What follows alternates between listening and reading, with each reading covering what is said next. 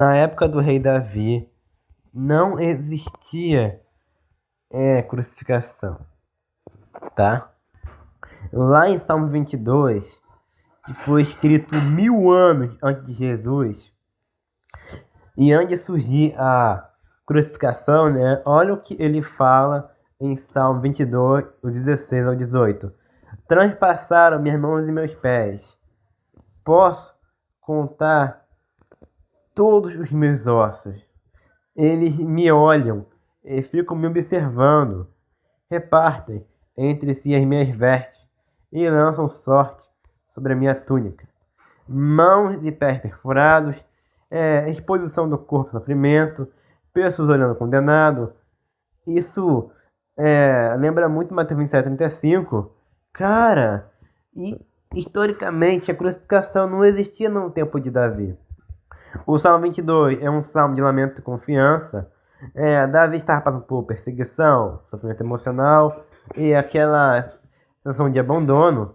Ele descreve uma dor real, mas ao mesmo tempo o texto ele traz uma mensagem futura. Enfim, a tradição judaica e cristã entende isso como uma profecia messiânica.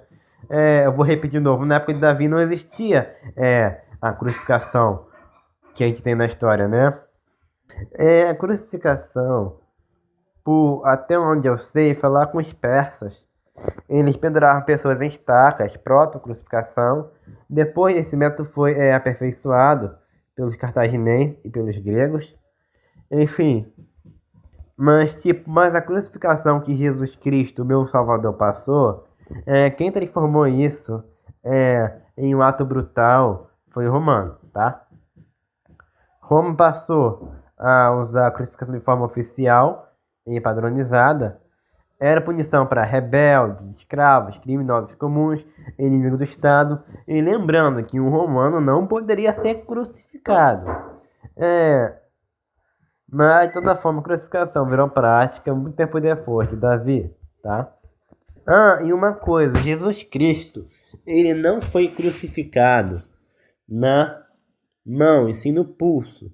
Até no Salmo 22, quando Davi estava se referindo àquilo dali, você pode traduzir a palavra iade para mão, punho, antebraço, tá?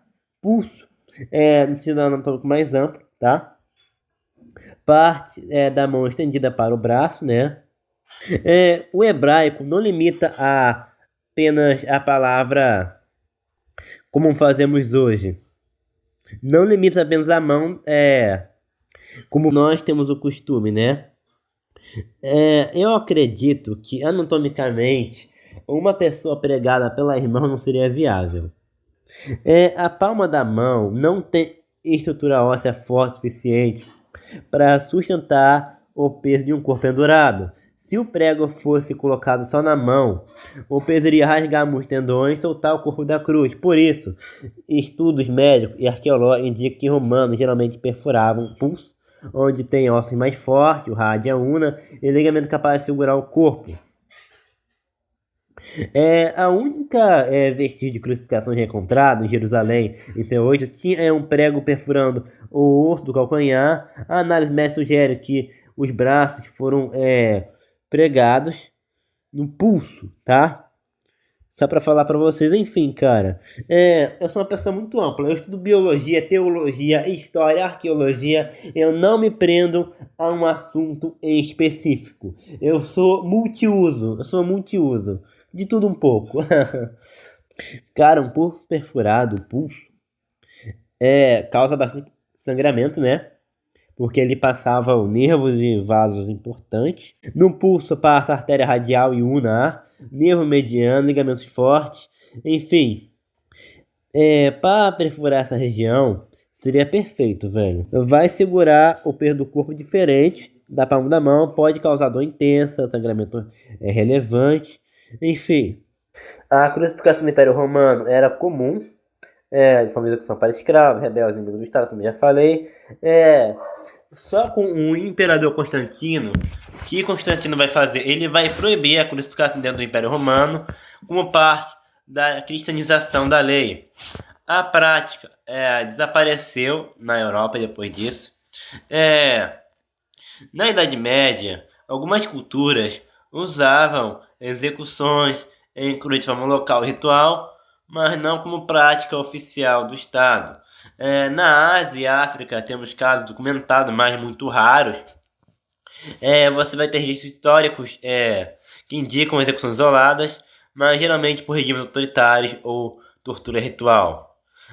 Um dos casos famosos é o do rei Gaio de Tibete. Segundo algumas fontes, mas são relatos esparsos não oficiais, tá? É óbvio que a crucificação, como dito na Bíblia, não vai mais acontecer hoje em dia. Enfim, o máximo que você vai ver é algum país autoritário pegar o corpo de alguém e pendurar em praça pública. É o máximo que você vê hoje em dia. Enfim, é... e é isso, pessoal. É isso. Muito obrigado por assistir até aqui. Essa é a minha opinião. Eu sou o Mikael e lembrando que eu não me limito à teologia, e não me limito à biologia, eu não me limito a nada disso. Eu estudo o que me é conveniente no momento.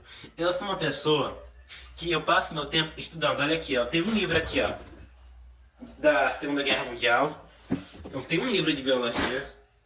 Eu tenho um outro livro de biologia. E eu tenho um livro mais simplesinho de biologia também. Olha aqui, ó. Eu estudo de tudo um pouco, velho. Eu nunca me limitei a uma coisa. E eu também não tenho formação acadêmica no papel. Ah, ele é teólogo, ele é biólogo. Não, mas eu me esforço para estudar tudo aquilo que eu acho conveniente para mim. Eu gosto muito de biologia, tenho minhas preferências, é claro. Enfim, que Jesus Cristo abençoe a todos vocês, que a sua mente seja iluminada com a paz de Cristo Jesus. E lembre-se, o teu Salvador morreu na cruz, teve seus pulsos perfurados por você. Agradeça o sacrifício dele, seja grato pela vida, agradeça, se santifica. Tá? Agradeça pela vida que Deus deu para você. Seja grato por tudo. Porque tendemos a ser ingratos, né? A nos acomodar com as coisas, e isso é normal. Mas enfim, Jesus abençoe vocês e dê paz nos neurônios de vocês, em tudo que vocês fizerem. Que a ansiedade de vocês abaste, que a depressão, tudo isso venha assumir em nome de Jesus. Obrigado por assistir até aqui. Em nome de Jesus, muito obrigado.